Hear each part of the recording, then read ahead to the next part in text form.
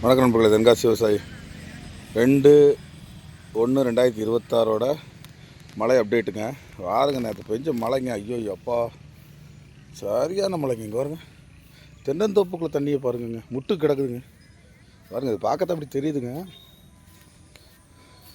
சரியான மழை, உண்மையாகவே வெளுத்துருச்சுங்க.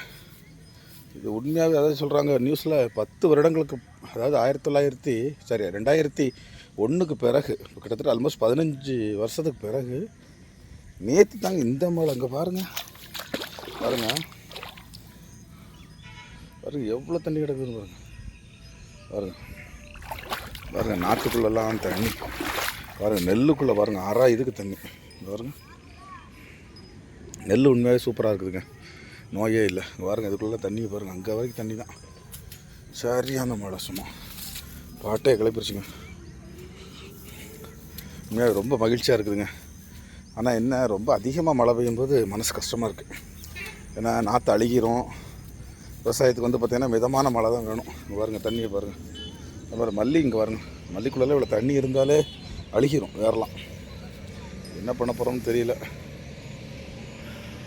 தேங்க்யூ நண்பர்களே.